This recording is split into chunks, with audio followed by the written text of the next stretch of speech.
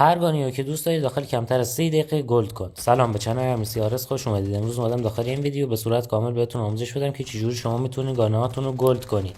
که این آموزش برای تمام گانان، یعنی تمام گانا به همین روش گلد میشه. که دیگه گفتم یه ویدیو اینجوری براتون بگیرم که دیگه نخوایم هر ساعت برای هر گانی یه ویدیو جدا داشته باشیم، چون اونجوری تعداد ویدیوها خیلی زیاد میشه و دیگه شما خیلی از وقتتون هم گرفته میشه. اومدم داخل این ویدیو به صورت مختصر بهتون توضیح بدم که با همین یه دونه روش تمام گاناتون رو بتونین گلد کنید. خب دیگه بیشتر از این وقتتون رو نگیرم. قبل از اینکه بریم سراغ ویدیو، ممنون میشم که چنل رو سابسکرایب کنید، ویدیو رو لایک کنید و زنگوله بغلش هم بزنید تا هر موقع ویدیو میذارم خبردار شید. اکثر ویدیویی هم که داخل این چنل میذارم مثلا این ویدیو آموزشی و به درتون میخوره، پس یادتون نره که چنل رو حتما ساب کرده باشید. خب دیگه بیشتر از این وقتتون رو نگیرم، بدون هیچ معطلی بزنیم بریم سراغ ویدیو.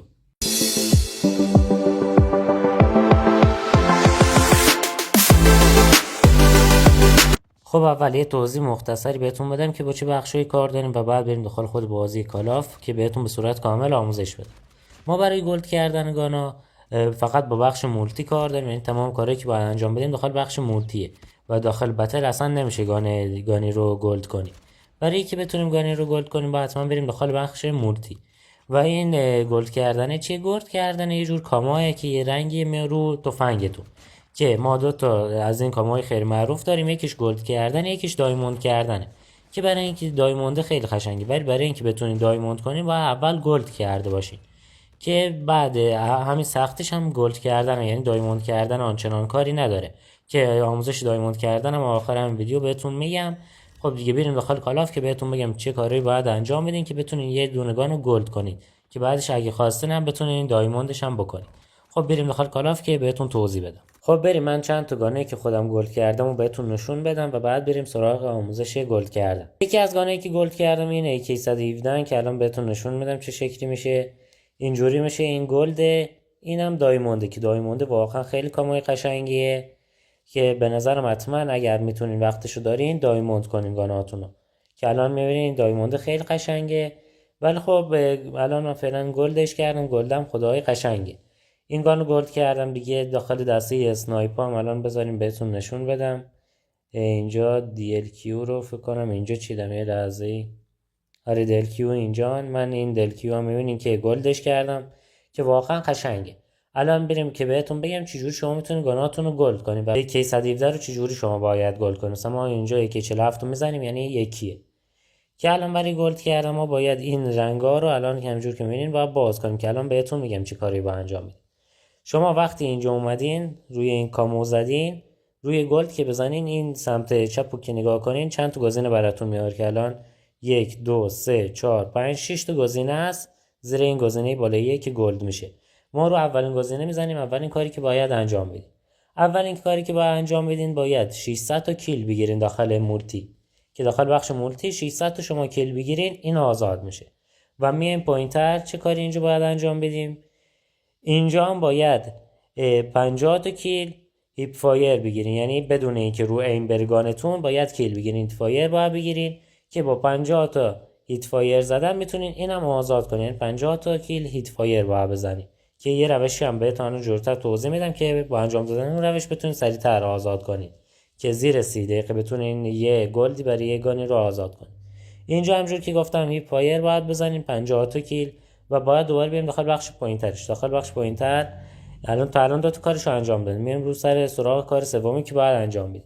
اینجا باید 80 تا کیل لانگ شات بگیریم. لانگ شات یعنی از راه دور. شما داخل مولتی از راه دور که بزنین بالای صفحه براتون یه گزینه میاد لانگ شات، یعنی زدین که از یه فاصله به بالا میشه لانگ شات، که دیگه خودتون باید تست کنین و از راه دور بزنین. از راه دور که زدین این 80 تا هم آزاد میشه. یعنی وقتی این 80 تا آزاد شد میریم سراغ کار چهارمی که باید انجام بدیم. و از کار چهارم چه کاریه که باید انجام بدیم؟ اینجا باید داخل این بخش که اومدین باید 5 تا اتچمنت بشینین رو گانتون و 125 تا کیل بگیرین، یعنی 5 تا اتچمنت بزنین رو گانتون. گانتون فول اتچمنت باشه، که اتچمنت برای اینجا میتونین شما اینجا باید اتچمنت ها رو بذارین که 5 تا اتچمنت گذاشتین میین داخل این بخش. الان یه لحظه، میین داخل این بخش و 125 تا کیل میگیرین با 5 تا اتچمنت که روی گانتونه. و پنجمین کاری که باید انجام بدیم اینجا باید هدشات بزنیم. باید الان 100 نفر رو هدشات کنیم، یعنی هد طرف بزنیم، انمی رو بزنیم، 100 تا هدشات که بزنیم، این بخش هم برام واز میشه و میمونه بخش آخر که اینجا هم بدون اتچمنت با 80 تا کیل بدون اتچمنت بگیرین. یعنی باید گانتون اینجوری باشه اتچمنتش 80 تا کیل بگیرین، یعنی هیچ اتچمنتی روش نباشه، حتی یه پرکی هم نباید روش باشه.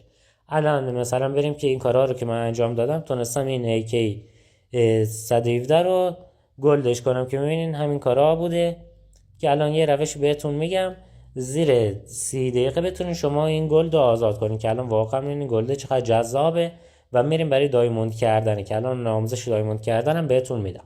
خب رفقا بهتون که توضیح دادم، یعنی یه مثالم براتون زدم، یعنی دیگه تمام گاناتون رو اینجور شما میتونین گلد کنین که الان بهتون میگم چجوری میتونین سریعتر گلدش کنین. الان بذارین من برم روی این همون AK 47 که بهتون گفتم، یعنی تمام گانا همجور میشه. یعنی هر گانی رو که بخواین گلد یا دایموند بکنین و اول گلد بخواین بکنین و این کارا رو انجام بدین.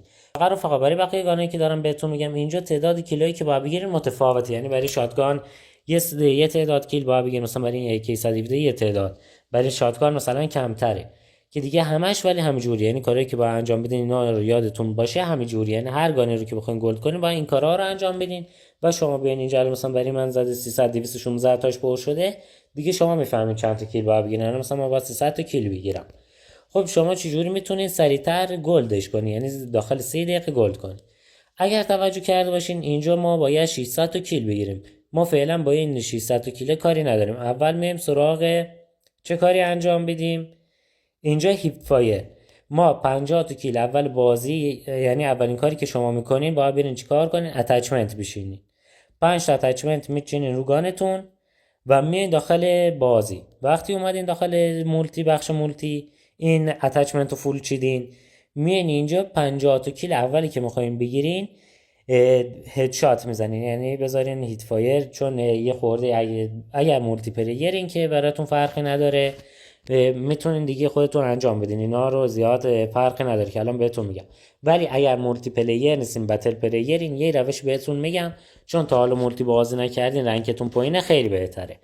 اولین کاری که میکنین وقتی اتچمنت چیدین، بعد اتچمنت میان اینجا رفقا، میرین 5 تا اتچمنت رو که گفتم اینجا میچینین روش و میان اینجا باید داخل گزینه کجا بود؟ اینجا یه لحظه من این گزینه رو گم کردم، این نیست، اینا هدشات. شما باید 100 تا هدشات بگیرین رفقا.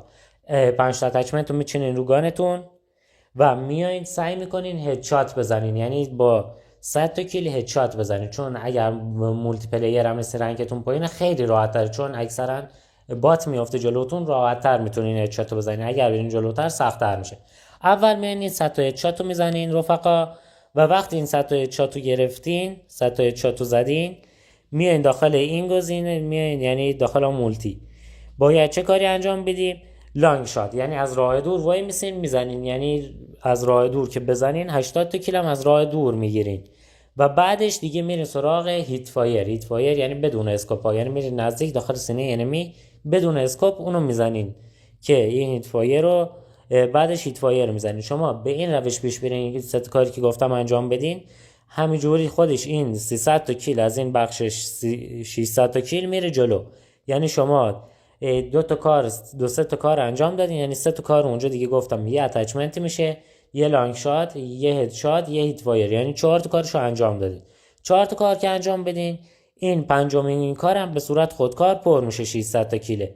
و الان چه کاری دیگه مونده؟ تنها کاری که مونده رفقا اینه که شما اون اتچ وقتی اون تمام اون 4 تا، یعنی به غیر این که باید 600 تا کیل بگیرین، اون 4 تا کارو که بهتون گفتم به ترتیب انجام دادین، میایین اتچمنتتون رو ور میدارین و 80 تا کیل بدون اتچمنت میخوایم بگیرین و اینجا این 80 تا کیل هم که بگیرین بیاین دوباره داخل این گزینه بالایی که باید 600 تا کیل بگیرین، میبینین که اینجا نزدیک 350 تا 400 تاش رفته و دیگه اون موقع به هر روشی که دلتون خواست تا اون بقیه‌اش رو کیل میگیرین. ولی برای شاتگان اینا راحت‌تر، چون تعداد کیل کمتری میخواد، اون 4 تا کارو که انجام بدین اینم حل میشه.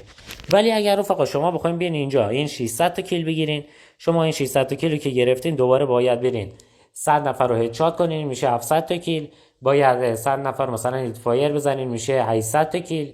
100 نفر رو لانگ شات بزنین که میشه کلا 800 تا 900 تا کیل، که دیگه به این بدون اتچمنت شما باید 1000 تا کیل بگیرین که واقعا خیلی زیاده. ولی ما این روش که بهتون گفتم، شما سرجم 600 تا کیل باید 600 تا کیل بگیرین، یعنی با همین 600 تا کیل که بگیرین گانتون آزاد میشه، که اینم دیگه قانون شده، یعنی این سریع‌تر نمیشه. ولی اگر بخواید خودتون اونجوری در هم بر هم برین کیل بگیرین، باید 1000 تا کیل بگیرین. ولی با این روش که الان بهتون گفتم، شما با گرفتن 600 تا دونه کیل میتونین رنگ گلد آزاد کنین، که این 600 تا کیل هم اصلا کاری نداره، همش داخل نیم ساعت میتونین انجام بدین و یه کاموی جزایی برای گانتون آزاد کنید. ممنونم که تا اینجا ویدیو همراهم بودین. اگه این ویدیو به درتون خورد، دوست داشتین، ممنون میشم که چنل رو سابسکرایب کنید، ویدیو رو لایک کنید و زنگوله بغلش هم بزنید تا هر موقع ویدیو میذارم خبردار شید. اکثر ویدیوهایی هم که میذارم مثلا این ویدیو آموزشی و به درتون میخوره. خب دیگه بیشتر از این وقتتون رو نگیرم، تا یه ویدیو دیگه، خدا نگهدار.